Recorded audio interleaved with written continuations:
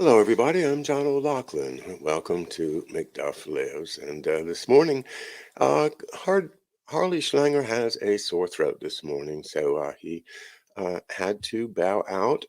We wish him well and gargle with salt water and to get a lot of rest, Harley. Um, Sorry to hear you're a little under the weather. I'm doing a lot better. Don't I don't really have any terrible symptoms at all. I just seem to want to sleep all the time. That's not a bad thing. Our bodies do need to catch up, and well, it is what it is. I'd rather be asleep and not feeling terrible than trying to beat myself to death trying to keep up with everything and still suffering from some symptoms. So anyway, things are well here, and no worries. And thank you all very much for your kind thoughts and prayers as we pass through this little flu-like disease, whatever it is. And I think my T cells are up to it, and that's my story, and I'm sticking to it.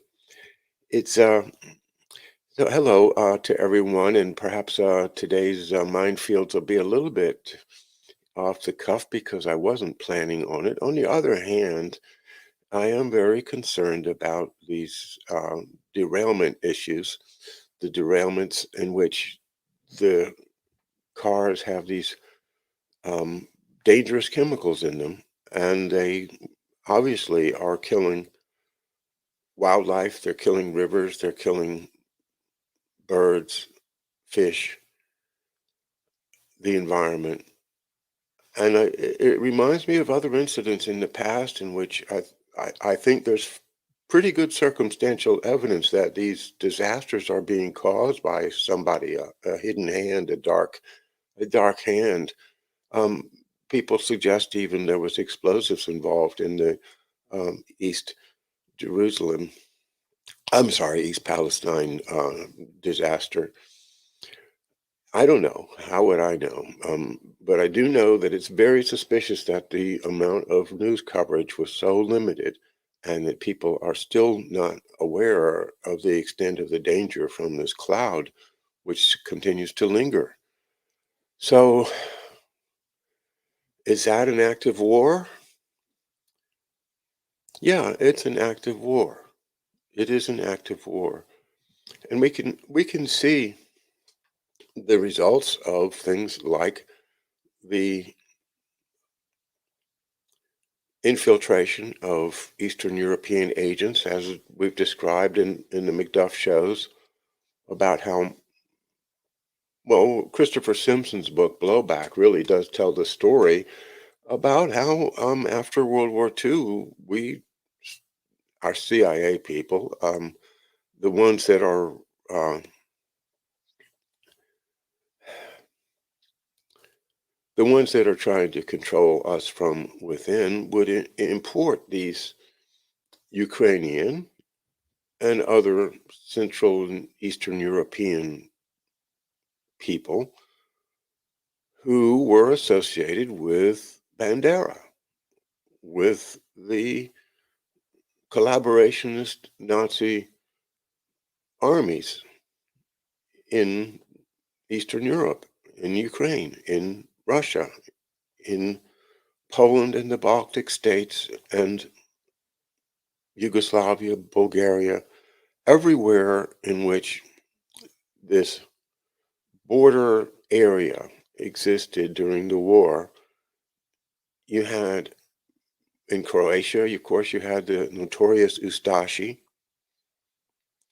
And what you end up with is thousands and thousands of committed murderers that have already proven that they will commit terrorism and genocide. They did it for the Nazis. Will they not do it for anybody else? If we import them here to the United States, will they not be useful at some point if we need some real thugs to go out and do some horrible things? And so people like uh, Archbishop Marcinkus of Chicago, for instance, would encourage ethnic minorities to come and become politically active. And then we have the sleeper cells, which nobody knows who they are, where they are. We hear of sleeper cells coming from the Muslim countries, but also we have sleeper cells here from Ukraine. We know this.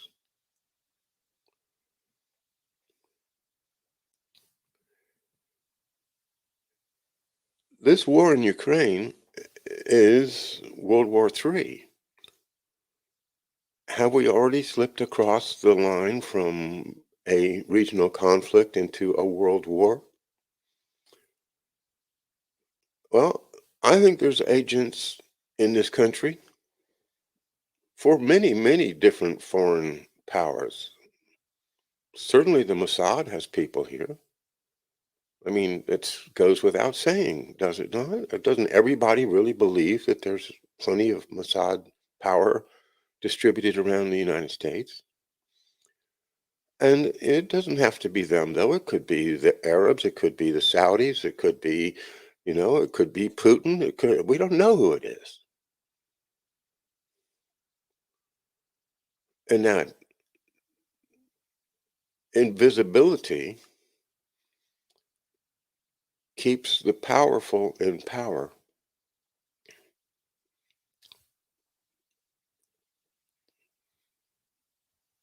If the United States is unwilling to support Zelensky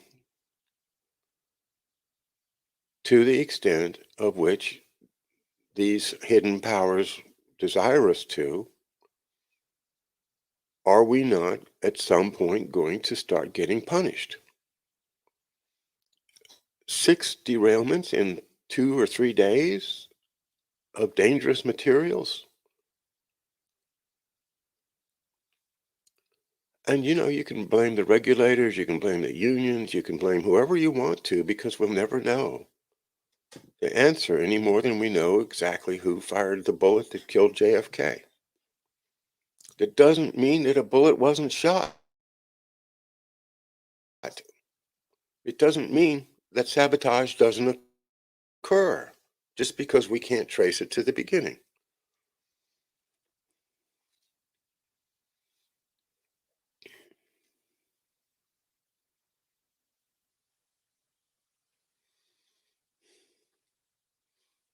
Believe it or not, I'm still angry about what I told you yesterday about James Comey and how he had studied at William and Mary, a professor I didn't have probably, we're probably 10 or 12 years apart.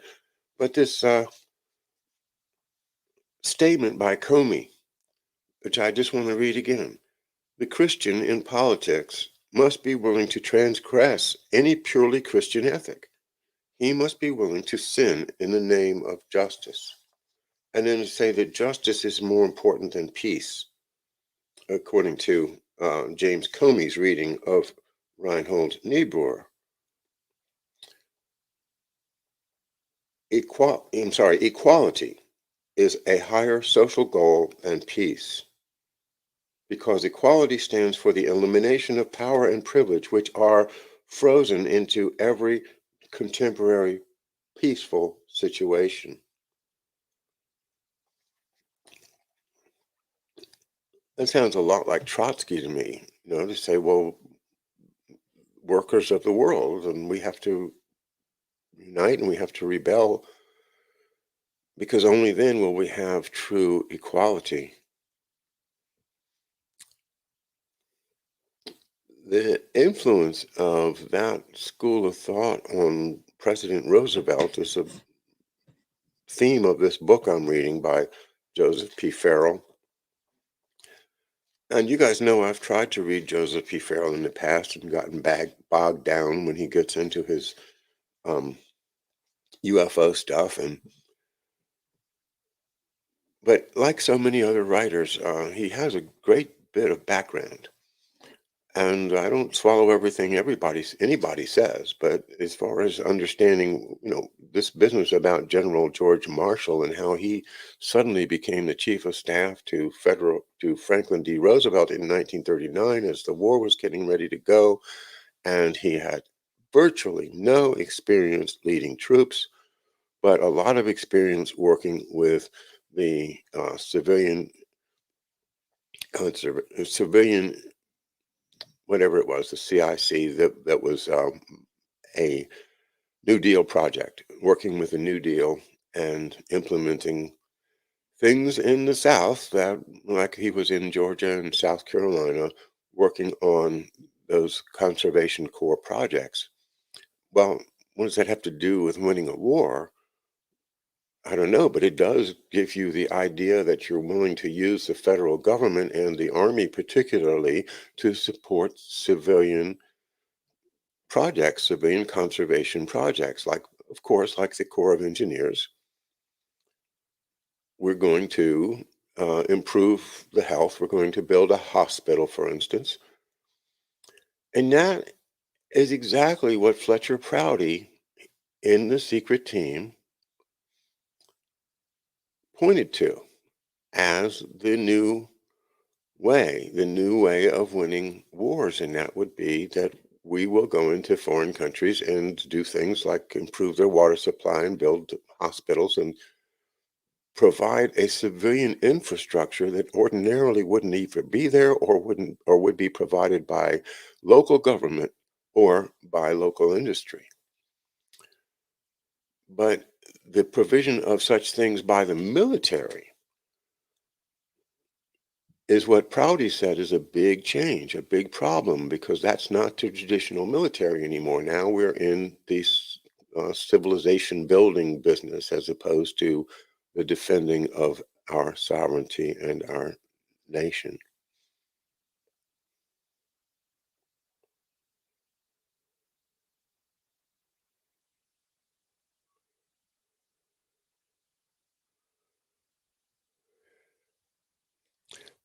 As far as, and I'm looking at the chat now, I see six. I've heard only two, says Christy. I know that well, I heard six, and I got that actually from Andy DeBala, I believe.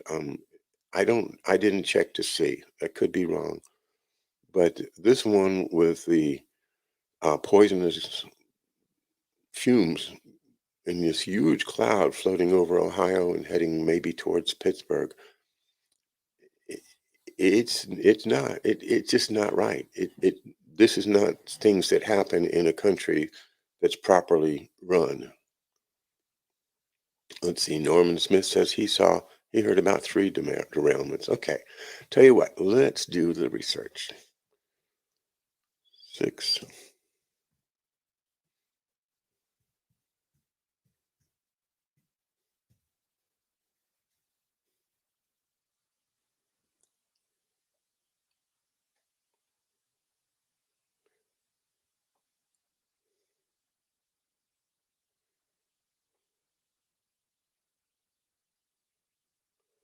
Well, a preliminary look at Google is not going to get me past number one.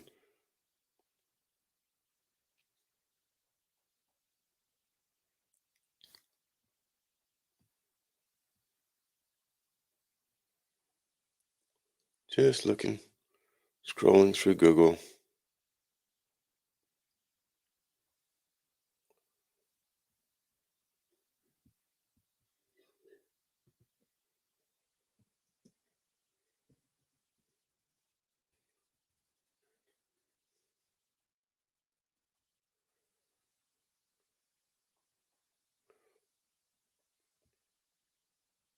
Well, I don't find six.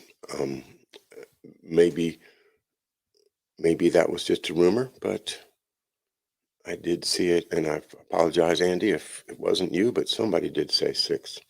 And maybe John just jumped on it too fast.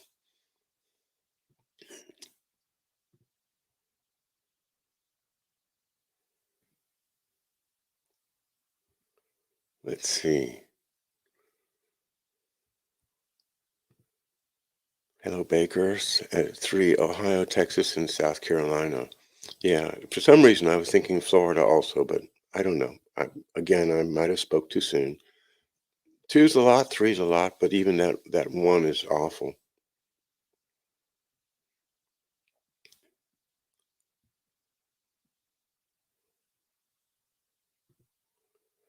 the symptoms of a failing society.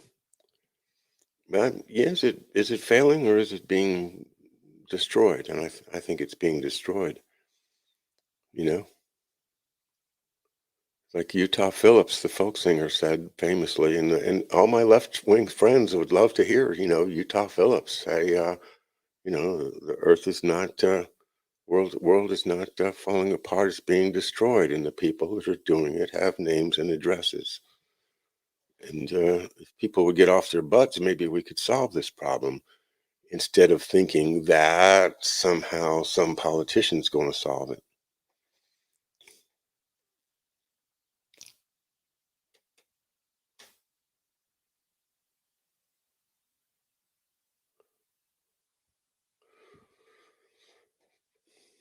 But of course, we have all these different areas where environmental disasters have already happened and our fresh water is all getting polluted. And that to me is just the intentional destruction of our beautiful, beautiful country.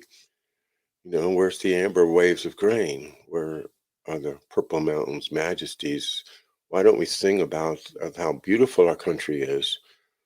Well, because there's people inside of it that are trying to destroy it. There's no other explanation. So when you have somebody like a James Comey, associated with Clinton and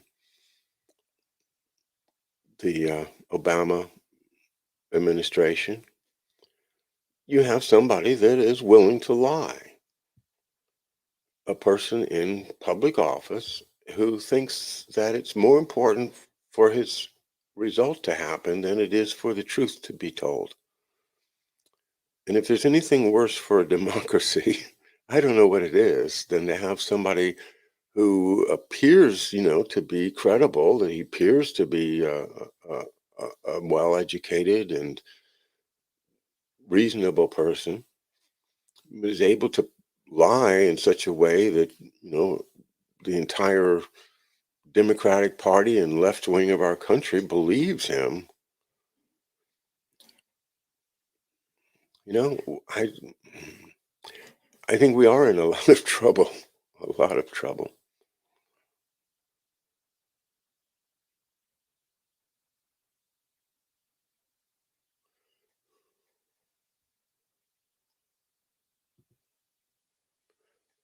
Hey, Christy and Baker from Dutch Sense.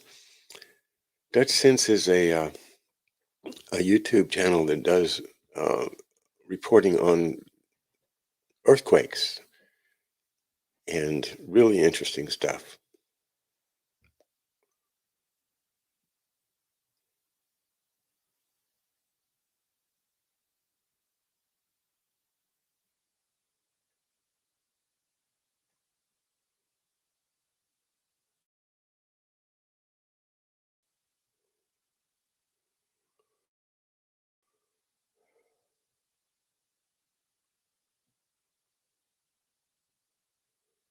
Well, what do we do about Brandon? How can we get around this insane um, administration that just is going along with the insane war policy, doesn't take an interest in this disaster.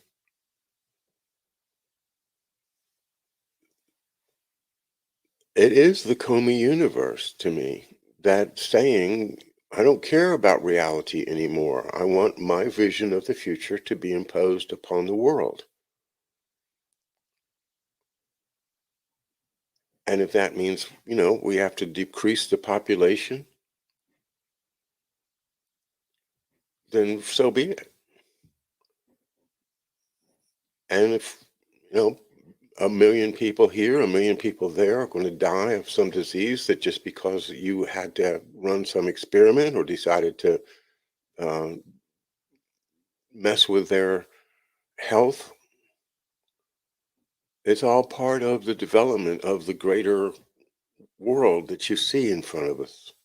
You see a paradise, you know, that all it needs is for people who disagree with you to get out of the way, and the world would be just perfect.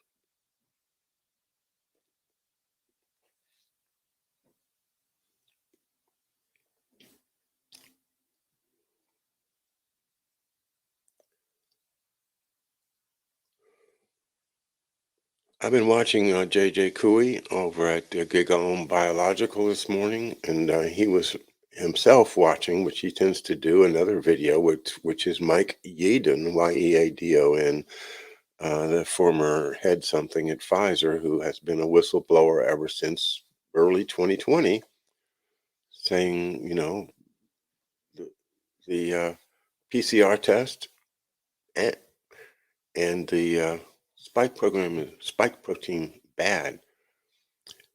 Um, I wish I could follow the biology. There comes a point in everything that the biologists say that I run out of ability to sort it out. There's just too many big words, too many words that I don't know. It's like it's a foreign language that I've never tried to learn. I can follow the logic of what J.J. Couey is saying, and I think that he's probably one of the most important resources out there for us. Of course, Mark at Housatonic is another. There's so much controversy between the researchers, though, that it's just unfortunate. Because of his willingness and my own being impressed with the book about Fauci, I tend to follow what Bobby Kennedy Jr. is doing and hope that hope that he's right, and hope that we can somehow expose the truth to enough people that our politicians are forced to change. I know Europe, there's lots of protests out there. Spain was out. France, of course, has been out for years now on this. And the freedom movement may even one day hit Germany, for goodness sakes. Poor Germany, they have their the media is controlled in Germany, I mean, severely controlled. And I don't think people have a clue how bad it is, except for their heating bills.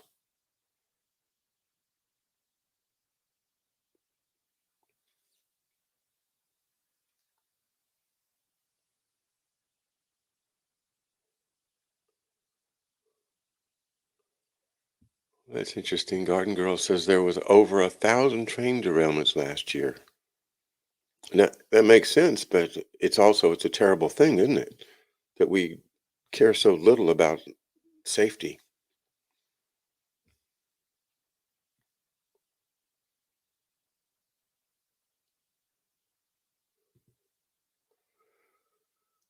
Christy says, how do Americans recapture our government?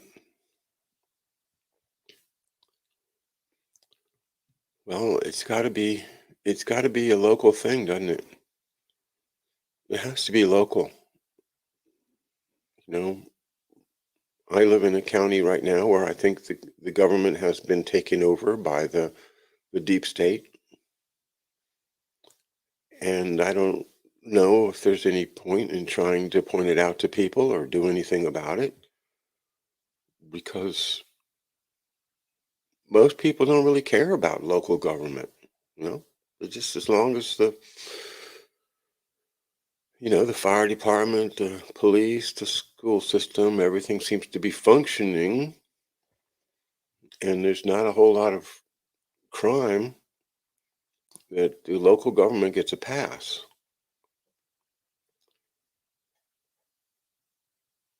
What about the local regulators in East Palestine, Ohio? The county health department. What are they saying about this disaster? I don't think that there's a national way. I don't think there's a national solution. Just somehow everybody in their own communities has got to start realizing that if we don't stop them, they're just going to take over everything, just like mm, Well, either you communist or fascist, it doesn't matter. You don't get to own anything, and you don't get to be happy.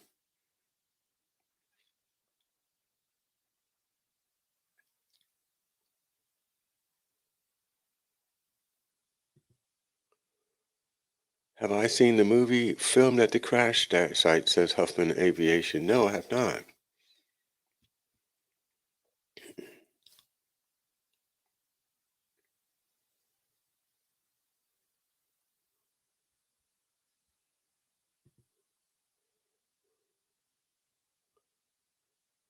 I'm gonna come back and catch from Brightmoor what Lavrov says. Just as Napoleon mobilized practically all of Europe against the Russian Empire, just as Hitler mobilized and captured,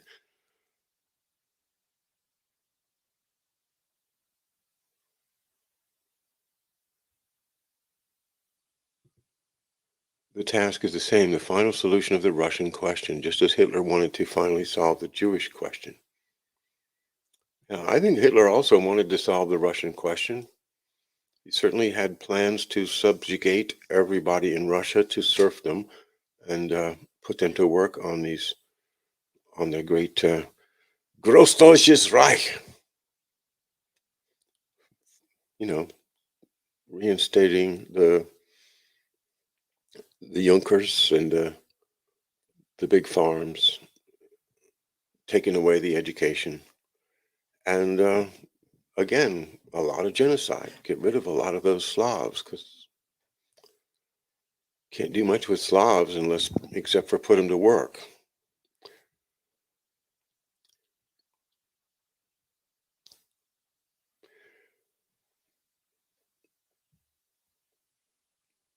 How many centuries has it been that the Vatican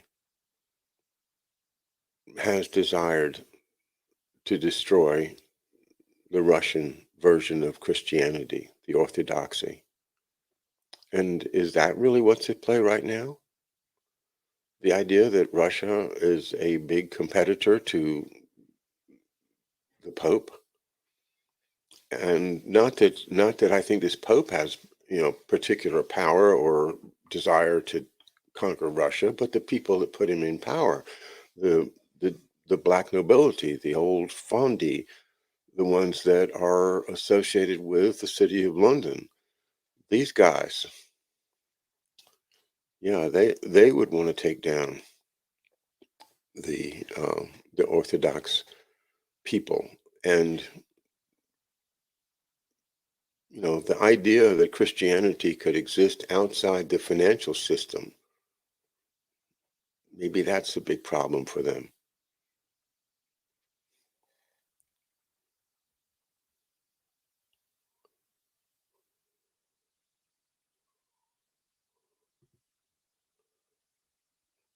Hello, 4945. 5 million people affected by the water issue, by the derailment. Yeah. Remember that happened in West Virginia a couple of years ago? And then you have all of those horrible spills all over the place in North Carolina. These things, I don't think that they're accidents. I really don't.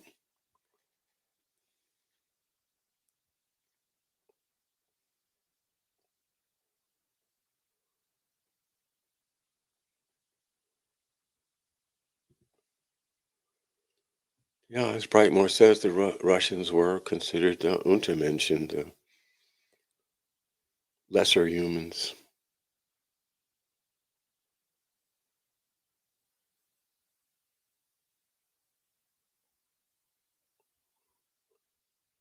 So is that what World War II was really about? Was an effort by the empire, the the Roman slash British Empire to finally conquer Russia?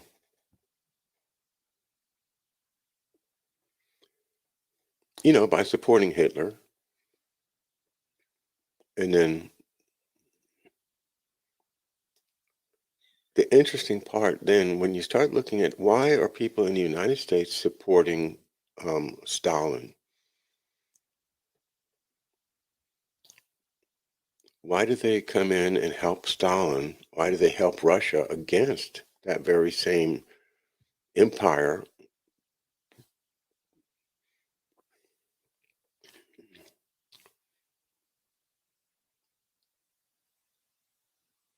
The answer I come up with is this is the Manhattan Project. The real purpose of the Manhattan Project was to devise, this is just me thinking, my theory, is to devise a way to control mankind. And one of the things they came up with is mutually assured destruction. And in order to have mutually assured destruction, you had to have a super weapon that was so horrible that nobody was willing to risk it being used. And that's how they glorified the atomic bomb to the point where right now we're going to have a huge march in Washington on Sunday against the threat of nuclear war. And the thing that I don't like about it is making it all about nuclear war as opposed to being about war at all, because that's what's killing people right now. Nuclear bombs are not killing, 1,000 young guys a day in Russia and Ukraine. Real war is. And so by setting up mutually assured destruction, you have, number one, you have convinced all the people of the world that they've got to just allow things to be as they are, to not try to rock the boat. Don't try to change things. And that illusion of a powerful, threatening communist Soviet Union that was created in the 40s and of course built up in the 50s and 60s, that whole illusion there is just to make sure that you and I don't think, wow, we got to change things. We got to rise up. Because if you do, then boom, the whole world goes up. So better to just, tune in, turn on, drop out. That's what they told us psychologically, and a lot of us did buy into it. But we have to take responsibility for war itself and not just for nuclear war, or else nothing gets better. Because that's what Lansdale's been doing. That's what Shackley's been doing. That's what all the creeps of the PNAC are doing. They're using these small conflicts, small like Afghanistan, right? Um, sm- Small disasters and wars all around the world to fine tune their control of everything.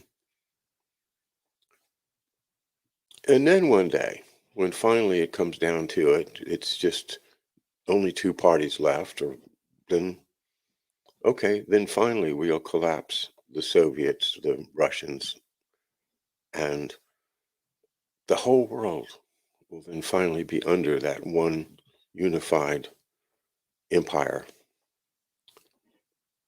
So, how do we fight this empire? I think, just have to locally insist upon the truth, insist upon reality. And I'm guilty of it. Why haven't I written a letter to the health department in my county demanding an explanation of the things like lockdowns? Like, why do I just sit back and allow these things to happen? Well, because a lot of times I don't know what's happening. I don't know who's behind it. I don't know how to complain. Who do I complain to? But we have to. We have to say something, you know? See something, say something.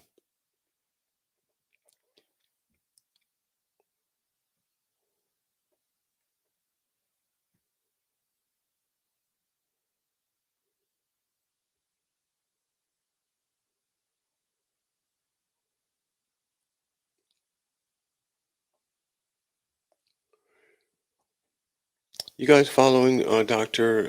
Shiva Ayurdry, the man from Massachusetts who is making a lot of noise on Twitter, talking about how um, Twitter still has that government backdoor. I like Dr. Shiva.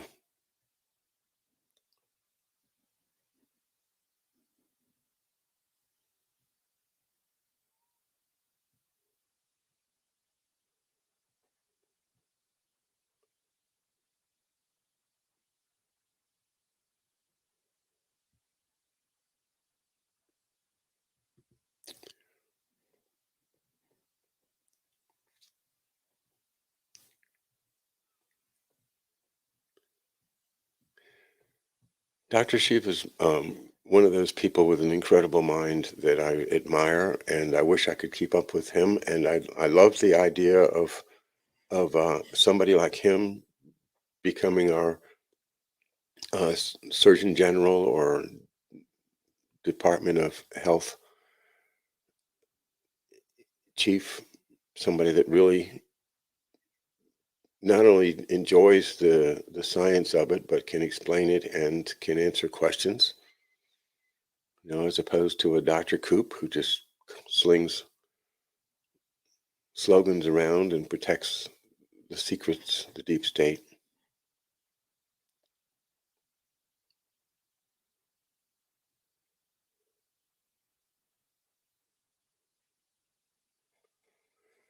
Tell the truth about Pat Tillman. Tell the truth. Just come on, guys. Tell the truth.